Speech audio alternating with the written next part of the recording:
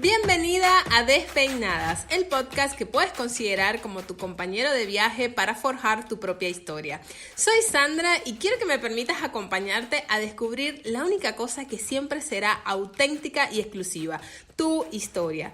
Quiero que juntas reflexionemos, nos inspiremos, emocionemos y por supuesto estallemos de risa recordando las experiencias, anécdotas y metidas de pata que nos han llevado a ser quienes somos y que nos dan fuerza para seguir avanzando hacia esa mejor versión de nosotras mismas. ¿Estás lista? Comencemos. Hola mi querida despeinada, ¿cómo estás? Hoy quiero hablarte sobre los miedos, especialmente el miedo a mostrarnos en las redes sociales o en todo lo que es el entorno digital.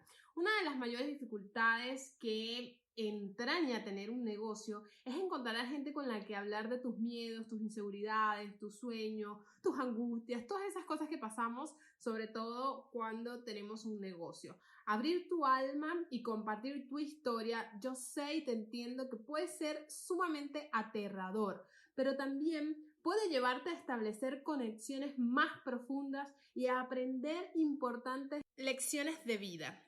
En muchas ocasiones he visto y también lo he vivido que esos momentos en donde realmente somos vulnerables o hay una vulnerabilidad compartida puede transformarse en amistades verdaderas que trascienden la pantalla, que trascienden lo digital, que se han convertido en nuevos aliados, en nuevas colaboraciones y en auténticos salvavidas cuando la cosa se pone medio mal. Ya sea que estés pensando en empezar un proyecto o un nuevo trabajo para otras personas. A veces la parte más difícil llega justo al principio. Incluso cuando uno adora y ama lo que hace, cuando pasas la fase de planificación y objetivos y dices, bueno, voy a hacer esto, lo otro, tum, pam, pum, pam, pam, y vas y dices, bueno, manos a la obra. Es allí cuando todo puede fallar.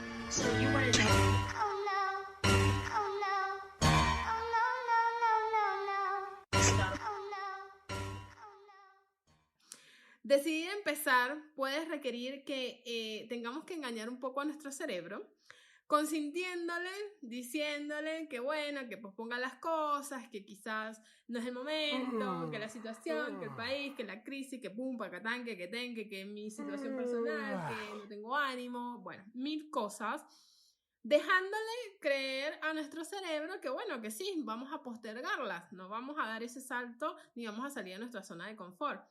Pero podemos hacer un pequeño ejercicio que es engañar a nuestro cerebro y decirle, dejándole creer en realidad que ha ganado. Pero en secreto podemos buscar la forma de afrontar esos miedos que nos paralizan a hacer. Y acá abro un paréntesis para hablar no solamente de las crisis económicas o bueno, esta crisis mundial en la cual estamos viviendo, ya que las crisis han existido desde el inicio de los tiempos y al día de hoy siguen surgiendo en todos los contextos. Hay crisis económicas, políticas, sociales, familiares, laborales, profesionales, personales, mundiales, pandemia, bueno, de todo. Con sus posibles diferencias, las crisis tienen algo en común. ¿Y sabes qué es? Que toda crisis implica un cambio. Muchas veces las crisis que implican grandes cambios, que a veces no los buscamos voluntariamente, como en el caso de esta pandemia, es algo que no elegiríamos si pudiéramos y que pueden asustarnos o enojarnos, pero las crisis son en esos momentos donde se desatan todos nuestros miedos, donde vienen los momentos de incertidumbre y fragilidad en los que nuestra mente suele tendernos las peores trampas y nuestras emociones pueden adueñarse de nosotros y empezamos a ver al Señor Tenebroso por todos lados. Entonces, ¿cómo podemos vivir sin miedo en medio de una debacle económica, en medio de un divorcio, en medio de un despido, una frustración personal, profesional, un problema familiar, ante la muerte de un ser querido o una enfermedad? ¿De qué depende entonces que una crisis sea un peligro o una oportunidad de crecimiento? Yo, básicamente, esta respuesta, en base a todas las crisis que he pasado en mis 30 y tantos años, básicamente, viendo hacia atrás en mi historia, he podido determinar que esta crisis, los miedos y las crisis las he podido afrontar en base a simplemente la interpretación que yo le he dado a esa crisis. Y del cuento, de la historia que me estoy contando, ¿no? Obviamente está basado y relacionado en mi nivel de confianza con el cual yo he enfrentado esas crisis, ¿no? Sobre todo tener esa confianza de saber que muchas veces eso es lo que necesitamos y que justamente cuando los vientos hacen tambalear toda nuestra base, todas nuestras estructuras, es porque realmente necesitamos ese cambio. Yo hoy les puedo decir con total honestidad que cuando mi hijo Gael murió, para mí fue lo más duro que tuve que enfrentar. Fue una crisis horrible personalmente, pero yo hoy, después de 3 años de ese duro golpe de la vida, no es algo que yo elegí, no es algo que por lo cual le desearía tampoco a nadie, porque es muy doloroso y no nos preparamos nunca para la muerte, para afrontar ese tipo de situaciones.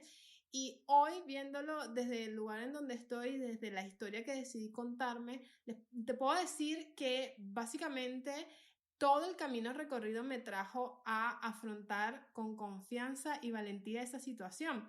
Ese miedo que tuve desde el momento en que supe de su enfermedad. Y es algo que me permitió hoy tener mucha más confianza para afrontar cualquier crisis, cualquier peligro, cualquier oportunidad de crecimiento. Todo eso que sucedió era algo que, como me dijo una gran amiga, a veces el enfermo no sabe que necesita esa receta por más maluca que sea o por más mala que sea el remedio, a veces es necesario para poder sanar y avanzar. Entonces, te hago esta pregunta. ¿Cómo podemos acercarnos a lo que queremos en lugar de utilizar nuestro valioso tiempo en quedar capturadas en aquello a lo que más le tememos? Muchas veces el miedo aparece cuando tenemos que atravesar una crisis o se nos presenta un desafío. Y sin ser conscientes de ello, nuestra mente comienza a proyectar las imágenes temidas en lugar de las deseadas. Es en ese instante que se inicia como un auto boicot involuntario a nivel inconsciente, con proyecciones negativas que socavan nuestra confianza y hacen que la prueba a superar sea mucho más dura. ¿No te ha pasado que las veces en que estás llorando y piensas en algo, en eso que por lo cual te causó llorar o el estado de tristeza, y piensas en otra imagen más triste y más triste y sigues más triste, te da un pensamiento negativo, te lleva a otro y un pensamiento, y no digo que esté mal, ojo, la idea es también poder atravesar todas esas emociones, crisis, sentimientos, miedos y demás, pero la idea no es quedarnos estancados en ellos. Y en el caso de el miedo a mostrarnos ante la cámara, grabar un video y demás, pueden surgir inquietudes como la siguiente. Quiero, pero no puedo. Algo me frena, no sé qué publicar, no tengo tiempo para hacerlo, no creo que sea buena idea mostrarme tanto en las redes sociales. ¿Para qué? No tengo mucho que aportar. ¿Qué sucede si mis colegas miran lo que publico? ¿Qué pasa si los conceptos son erróneos? No estudié tantos años para salir a venderme así como así. Puedo tener miedo a la vergüenza o creer que soy tímida. No me gusta cómo se escucha mi voz, la voz mía es chillona, es fea, no me gusta cómo me veo, no acepto mi forma física, entonces me da miedo que se burlen de mí, a que me critiquen, a equivocarme. Entonces, si a ti alguna vez se te cruzaron algunos de estos pensamientos, es algo sumamente normal. Yo también estuve en ese lugar hace muchos años. Y de acuerdo a lo que he leído de Julia Cameron, no sé si conoces a esta famosa escritora, que es la autora del libro El camino del artista, que te recomiendo que lo leas si no lo has leído. Ella habla sobre que las causas de nuestros bloqueos, porque obviamente de eso se trata muchas veces, ¿no? De sentirnos bloqueadas, no es tu perfeccionismo ni tu falta de ideas, al contrario. ni mucho menos es tu falta de tiempo. La raíz más honda de todo ese miedo, de todas esas excusas, por decirlo de alguna manera, es tu miedo. Es ese miedo al que dirán, a no generar reacciones en tu audiencia, por ende no sentirte reconocida o a no tener las respuestas adecuadas en caso de equivocarte. Miedo a quedar expuesta y en evidencia, miedo a no ser suficiente, a quedar totalmente mal delante de los demás, miedo a que te vaya bien, en este caso demasiado bien, y no tener las herramientas para manejarlo o hacerte cargo de tu éxito, o el miedo a no terminar, que hace que no comiences en absoluto nada y que te quedes ahí estancada en un círculo de invisibilidad que lo único que provoca es que no solo pierdas clientes, por ende dinero, sino una energía valiosa que podrías ocupar en ti misma. Miedo, en definitiva, todo esto es miedo a sentirte vulnerable. Y tú y nadie más que tú, al igual que muchos profesionales, eliges, decides elegir transmitir tu conocimiento, experiencias, servicios, productos, sea lo que sea que hagas, y estás profundamente conectada con esa decisión de mostrar tu auténtica voz, pero te sucede algo, que no sabes quién va a leer tus artículos o mirará tus videos y te incomoda pensar que tal vez te harás visible ante demasiadas personas. Esto de la cantidad de seguidores, la cantidad de gente que puede estar detrás y no sabes a veces quién puede verte, quién va a estar ahí. Y es una incertidumbre y es totalmente entendible atravesar por esas emociones. Esto genera, por lo menos no sé si a ti te ha pasado, pero a mí me ha generado una sensación de pánico, miedo a ser criticada, juzgada, a que nadie me lea. Cuando no veo que nadie responde o algo, digo, esto fue una cagada que hice. Y es normal sentirse así, pero hay que indagar más el por qué muchas veces no nos atrevemos a dar ese salto. Tenemos un temor tan grande a no ser suficiente, miedo no solo a sentirte vulnerable, sino que los demás también perciban esa vulnerabilidad. ¿Y cómo podemos detectar esa vulnerabilidad, no? Yo no sé si tú conoces a la investigadora Brené Brown. Ella dedicó décadas de su vida a explorar la vergüenza, ¿no? ¿Cómo actúa la vergüenza en nosotros? ¿Cómo cultivamos nuestra resiliencia ante la creencia de que no somos suficientes, que no merecemos ser amados, respetados, aceptados? ¿Y qué nos pasa, no? Cuando nos sentimos avergonzados. ¿Qué te pasa a ti? ¿Cómo te sientes? Solemos esconderlo porque no sé si te parece que es algo paradójico. Cuanto más escondemos la vergüenza, más crece, ¿no? Yo creo que la clave es detectar cuándo nos sentimos avergonzados y trabajar en base a eso. Te puede suceder que, por ejemplo, a mí, cuando empecé a mostrarme, a grabar, a hacer videos y demás, algo que admiraba de los demás era la autenticidad. Yo no sé si a ti te pasa o te sucede que por ahí te encanta admirar la autenticidad en otras personas. Entonces consideras valiente a todo aquel que comparte, se muestra, que emprende, pero a ti no te gusta que esa misma vulnerabilidad se vea en ti. A mí me pasaba eso, yo decía, ay, pero está llorando en cámara, yo no podría, o yo no podría grabarme bailando, siendo yo misma tal cual, o sea, tenía un miedo enorme. Hoy bailo, canto, hago lo que sea, pero porque superé esa barrera. Y suele suceder que, sobre todo, que lo que veo como algo poderoso en otros, a veces lo veo como un defecto en mí.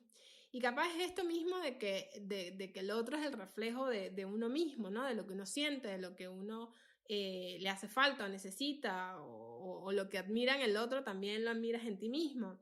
Entonces, ¿en qué momento hemos aprendido, ¿no?, que la vulnerabilidad es un punto de flaqueza, debilidad y desconexión? Vivimos en un mundo donde creemos que ser vulnerable es de débiles y por el contrario, ser vulnerable es ser valiente. Y yo no sé si lo has reflexionado, pero te invito a que lo reflexionemos juntas. ¿Cuáles son las causas de sentirnos expuestos? Para mí, una de las principales razones es el artista interior herido. A veces emprender o llevar adelante un proyecto online o atender clientes, tener un negocio, buscar maneras para ayudar a las personas de la mejor forma posible, escribir un artículo en tu blog, crear un post, diseñar un programa, todas esas cosas son actos creativos, son porque nacen de ti y negar nuestra creatividad es negar que nos corre sangre por las venas. Eso es una frase que me quedó grabada del libro de Julia Cameron, porque es verdad, o sea, negar que no somos seres creativos es negar que no tenemos sangre en nuestras venas. Y muchas veces a mí me preguntan, ¿cómo eres tan creativa? Y la creatividad es algo que se puede desarrollar. Todos tenemos la capacidad y la habilidad para desarrollar nuestra creatividad. Pero puede pasar que en algún momento algún maestro, algún familiar, mamá, papá, tíos, amigos, nos dijo algo, no necesariamente con mala intención, pero que atentó con nuestra frágil, creciente y fértil creatividad. Pudo haber sido cuando éramos niños. Yo, por ejemplo, recuerdo de chica que yo quería ser arquitecta. Yo agarraba con las cajas de zapato y construía casas, construía edificios para mis muñecos, le hacía las escaleras, las ventanas, o sea, un nivel de detalle, todo con cartón, lápiz, una regla, pegamento y inclusive a veces hacía hasta los muñequitos que estaban unos en el cuarto, unos en la sala. O sea, yo diseñaba con las cajas de cartón. Y un día mi mamá le digo, mamá, yo quiero cuando sea grande quiero estudiar arquitectura. Y mi mamá me dijo, pero hija, yo no tengo para pagarte una carrera tan costosa. Y eso bastó, y mi mamá no lo dijo con ninguna mala intención ni nada por el estilo. Simplemente fue algo que bajo su circunstancia y la forma en que ella hacía las cosas, que estuvo perfecto porque era lo que le tocó vivir, lo que nos tocó en ese momento, yo entendí que, bueno, básicamente yo tenía que buscar otra forma de o estudiar otra cosa o trabajar de otra cosa, porque obviamente, o si quería estudiar arquitectura, me lo iba a tener que pagar yo. Pero en ese momento, con 7, 8 años, yo no me iba a poner a pensar en estas cuestiones técnicas y dije simplemente, bueno, no se puede, no hay plata para esto, listo, vamos por otro lado. Y ahí, obviamente, capaz hubiese sido una arquitecta re famosa, no lo sabemos. Pero así como me pasó a mí, pues pasa muchísimo, sobre todo en nuestra sociedad, donde muchas veces no fomentamos el artista que cada niño o cada persona tiene adentro y podemos herirlo y hacer que nuestra creatividad quede como por ahí, como algo del pasado y no la hagamos crecer y hacerla fértil para sacar todo eso. Y esto aplica para cualquier rubro, para cualquier tipo de situación. En todos estos años que he estado asesorando, sobre todo a mujeres emprendedoras, en muchos casos me han dicho que desde ese momento en que de niña o de adolescente, incluso de grande ya, le han dicho algo y que han frenado allí como ese artista interno, y no solo artista, porque una vez piensa en el artista, en el fotógrafo, en el pintor, artistas pueden ser todos, porque podemos ser cualquier tipo de profesión y ser creativos con esa profesión. Y me han comentado que desde ese momento nunca más se han animado a compartir algo en público o que ni siquiera se han permitido escribir en su propio cuaderno privado. O sea, como que es algo que no, esto quedó ahí y ya está. Y entonces yo quiero invitarte a replantearte esta pregunta. ¿Cuál ha sido tu relación histórica con la creatividad? ¿Cómo ha sido tu creatividad desde que tienes uso de razón hasta el día de hoy? En tu casa, ¿te potenciaban y celebraban tus lados artísticos o por el contrario, te juzgaban y penalizaban toda expresión creativa? creo que te hagas esta pregunta porque es importante que muchas veces los miedos no van mucho más, hay que ahondar mucho más para poder llegar a la raíz. Yo por eso quiero proponerte que busques, que bucees en tu historia, en tu biografía y detectes en qué momento se ha detenido la expresión de tu singularidad, de esas cosas que te gustaban hacer de chica. Tal vez para sentirte aceptada o querida tuviste que bloquearlas, dejarlas a un lado para ser socialmente aceptada, entre comillas. A veces estas voces ajenas las hemos internalizado tan propias que al momento de sentarnos frente a una cámara, frente a un papel, frente a hacer un post, una historia, un video, lo que sea, nos autocensuramos de tal manera que no queremos darle play a la cámara porque empiezan a surgir todos estos fantasmas, todos estos dementores y señores tenebrosos en nuestra cabeza y a proyectar, ese miedo empieza a proyectar todas esas imágenes negativas.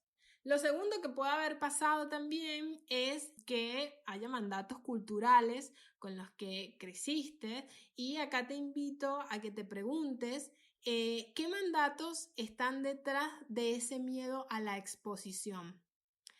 ¿Qué se te dijo siempre desde tu profesión?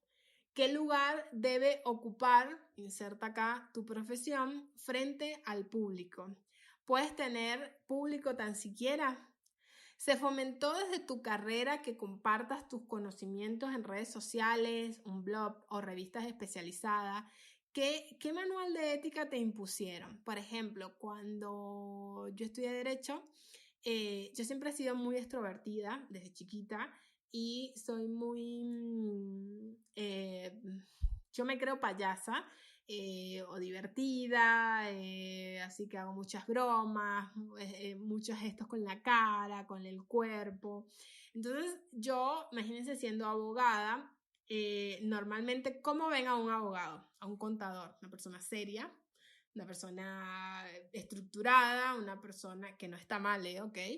No estamos criticando acá ni a los abogados, ni a los contadores, ni nada por el estilo, pero siempre van vestidos con trajes, esos trajes típicos, colores oscuros, por lo menos en mi época era así, ¿no? Como más, entonces de repente te ponías un traje, un blazer amarillo, power, y era como, ¿qué es esto?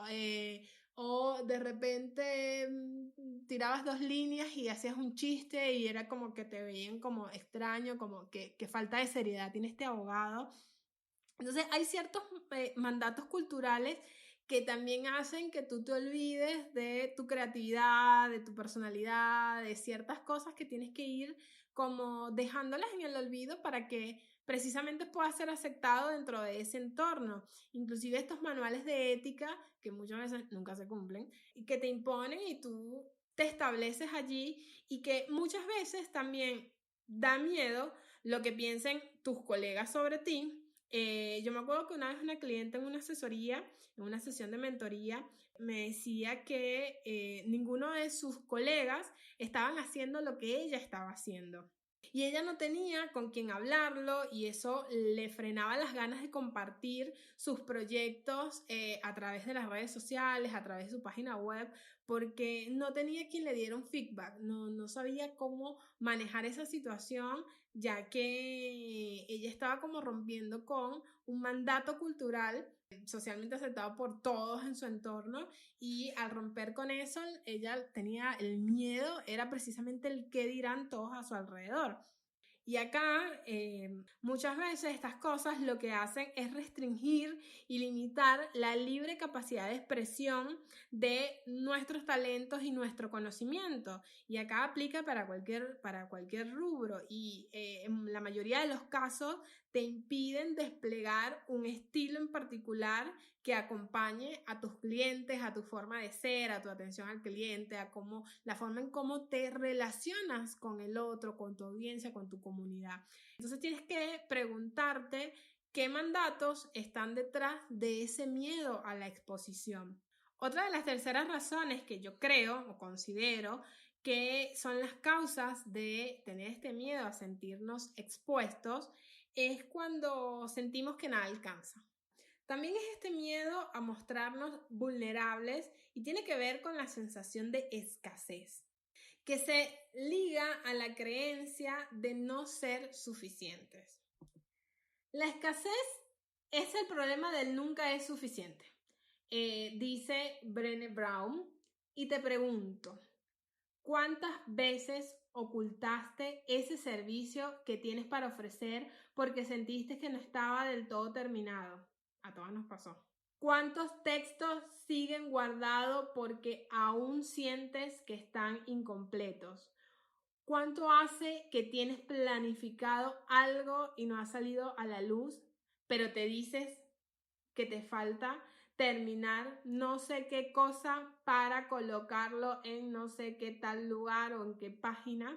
Tengo una clienta que una vez me dijo que no publicó nada en su web ni en su blog porque era tan pero tan detallista que pasaba muchas horas editando, corrigiéndolo, queriendo hacer el post perfecto, y eso le consumía tanto la energía que básicamente terminaba por no publicarlo porque nunca iba a llegar a estar perfecto.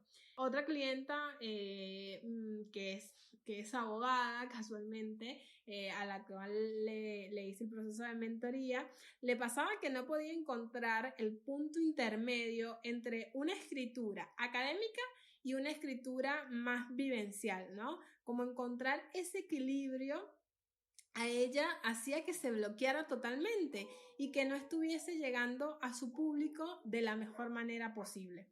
Y en otro proceso de mentoría con una chica de México que también es abogada, hago muchos procesos de mentoría con abogadas que se identifican con mi historia, y ella, lo que estuvimos trabajando básicamente fue el tema de cómo afrontar, dejar tu profesión, todo ese dinero invertido, todo ese tiempo, todo ese esfuerzo, cómo dejar tu profesión, dedicarte a otra cosa totalmente distinta, y cómo afrontar eso ante tus familiares, amigos y seres queridos, que muchas veces resultan ser las personas que más duro te juzgan y te critican por haber tomado esa decisión.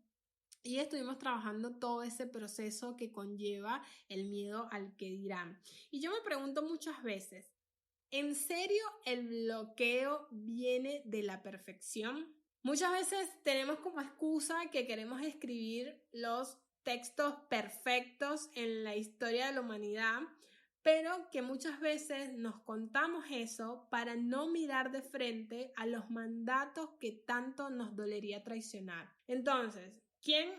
Obviamente, con todo esto que les estoy contando, como saben, no tenemos garantía de absolutamente nada, pero tenemos que tener la confianza para poder enfrentar cualquier tipo de situación.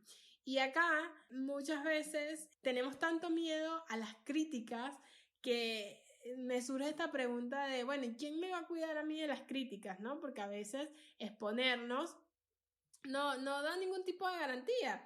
Y yo quiero que te hagas este ejercicio o imagines esto. Imagina que estás en un sueño. Y en ese sueño estás en un aula llena de personas, o en un estadio, o en una charla TED, en donde vos quieras. Pero hay muchas personas. Y tú estás parada frente a todas esas personas. Y vas a dar una clase, una charla, vas a hablar, vas a hacer un video. Tú vas a estar ahí como el foco, el centro de atención. Y todos ellos están mirándote, esperando que tú hables, que des tu charla, tu clase, lo que sea. El peso, imagínate el peso de ser el centro de todas esas miradas, puede que no sea tan fuerte como tú piensas o como te imaginas, ¿no? Como, bueno, uy, qué peso, ¿no? Qué peso en mis hombros de todo ser el centro de atención de todas estas personas para hablar o hacer lo que vas a hacer. Pero imagínate que ese sueño se convierte en una pesadilla. En una pesadilla. Oh, no! Estás en la misma situación, pero completamente desnuda. Imagínalo.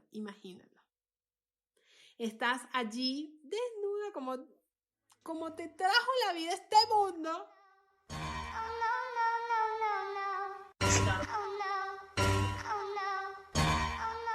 Ahí expuesta, vulnerable, frágil, ante cientos de ojos que te están juzgando.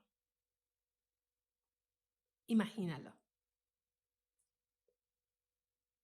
Como sabes, me encanta el trabajo de Brené Brown y hay una frase que yo no me puedo tatuar, pero si pudiera buscar una forma de abreviarla y hacerlo, pero la tengo por todos lados en mi casa, en mi estudio, que es: exponer nuestro arte, escritos, fotografías o ideas en el mundo sin ninguna garantía de que van a ser aceptadas o valoradas, eso también es vulnerabilidad, y eso nos lo enseña ella.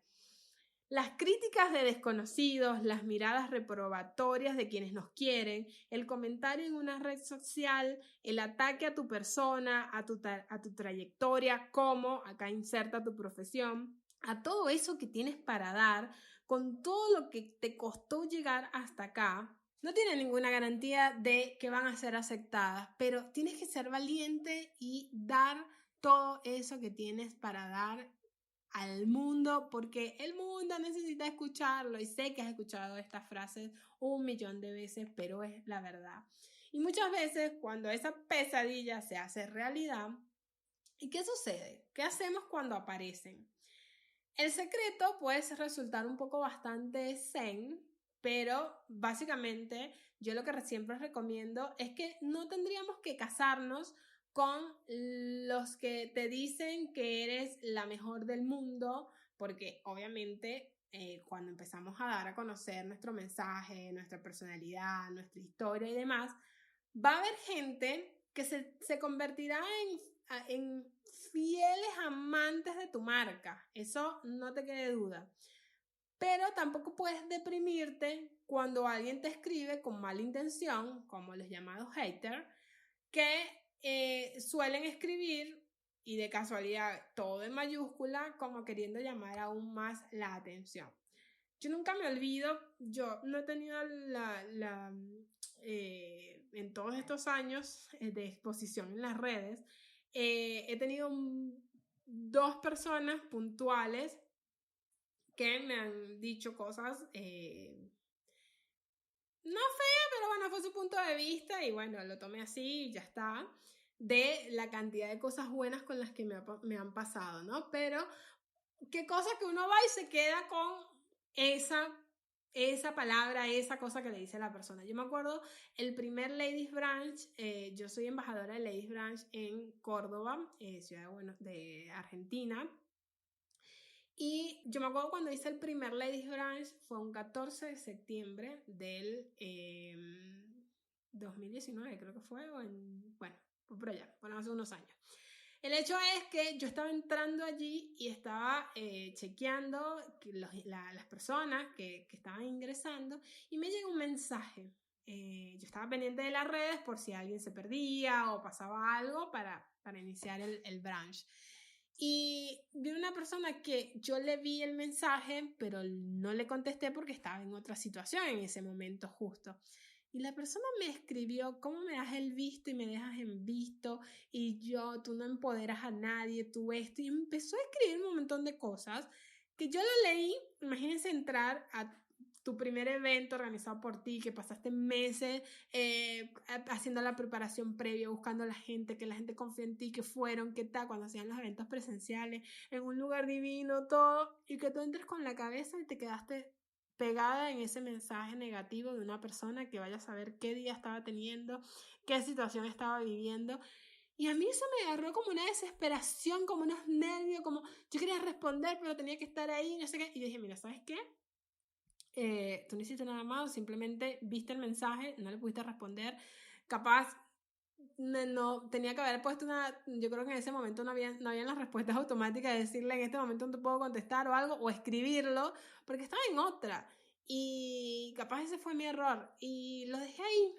Y después otra persona que también no le gustó algo que dije, no me acuerdo cómo fue la cuestión, y también me puso un mensaje como que, bueno, y dije, bueno, sé feliz, chao, pero suele pasar muchísimo que nos enganchamos siempre con estas críticas de, no sé, tienen 20 comentarios buenos, uno malo y nos quedamos con ese malo. Entonces, ¿cómo podemos amigarnos con la vergüenza? Acá lo que yo te puedo recomendar, y creo que refuerza lo que dije anteriormente, es que no sigas permitiendo que tus logros profesionales definan la medida de tu valía personal. No dejes que un éxito o un fracaso en tu profesión determine cuánto te respetas a ti misma al final del día. Eso quiero que te lo quedes, lo internalices, lo proceses y lo apliques, que es lo más importante. En otras palabras, si tengo muchos likes y el público me deja comentarios bonitos, entonces yo me quiero más, te querés más, te quieres más. En cambio, si nadie me lee y no recibo ninguna respuesta, ni reconocimiento de otros, ni un me gusta, ni un nada, entonces mi autoestima desciende al subsuelo. Yo creo que si logramos conservar nuestro amor propio firme, más allá de los resultados, que yo sé que todo el tiempo y los marketineros siempre dicen, no, el resultado, las métricas, tú, pa, el engagement, tú, pa, y uno vive en ese tum, tum, pam, pingue, pengue, pengue, pungue. Tenemos que conservar nuestro amor propio firme más allá de los resultados, y yo creo que vamos a estar mucho más preparadas para tomar riesgos, para publicar más seguido, para probar cosas nuevas en el mundo digital, para dar una charla o para dar un taller, para hacer una historia. Yo creo que tenemos que desligar nuestro amor propio de las métricas. Eso creo que es fundamental.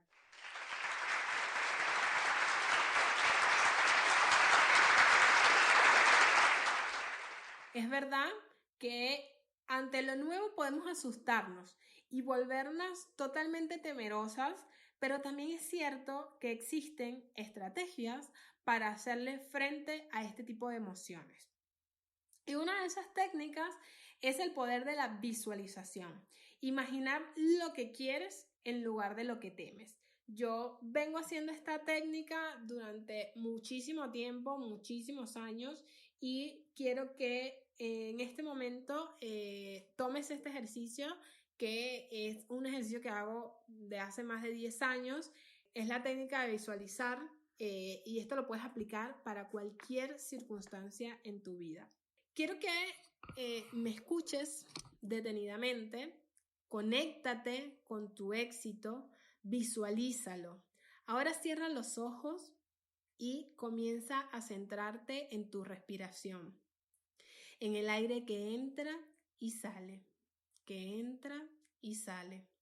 Observa cómo al inhalar llevas oxígeno a cada célula de tu cuerpo y al exhalar liberas las tensiones. Inhala paz o lo que sea que tú necesites y exhala ansiedad, preocupaciones, temor, miedo o lo que sea que tú necesites. Ahora comienza a visualizar el día en el que vas a hacerte una foto o grabar un video. Desde que te levantas, ¿cómo quieres que sea tu despertar? Imagina que ya estás preparada, desayunada, con todo a mano, planificado, te pusiste radiante. ¿Cómo te sientes? ¿Cómo son esas emociones que estás sintiendo? Imagina cada detalle.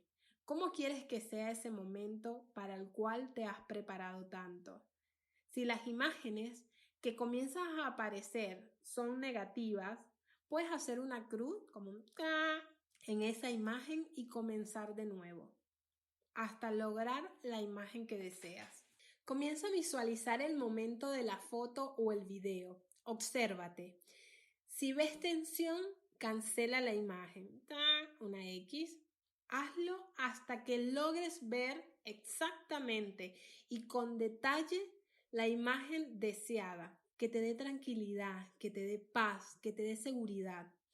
Y ahora visualiza el momento donde respondes preguntas y siente confianza al leerlas y ver que a tu audiencia le encantó esa historia, ese video, esa imagen. Mira el camino recorrido hasta acá. Recuerda todas las pruebas que ya has superado.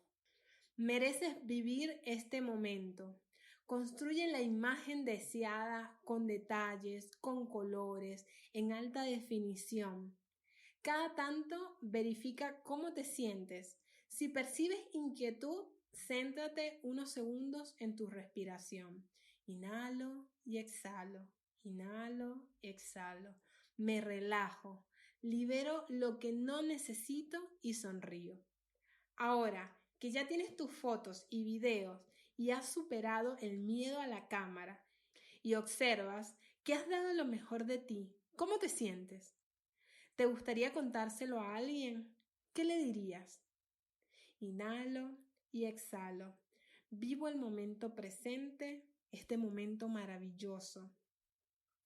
Esta técnica de visualización me acompaña, como les dije, desde hace muchos años y la aprendí del libro Confianza Total de Verónica de Andrés y la puedes adaptar a cualquier situación en particular. En este caso la adapté para el tema de tener miedo a mostrarme las fotos, videos y demás. La puedes adaptar para presentar un examen, para ir a correr 20 kilómetros, para dar una exposición, una charla, para hablar con un familiar o con tu papá de una situación difícil o con alguien, con un cliente o lo que sea, puedes cambiar y adaptarla a esa situación en particular. Si quieres aprender más sobre este tema, te invito a ver la clase gratuita con el mismo nombre, Cómo perder el miedo a mostrarse en las redes sociales.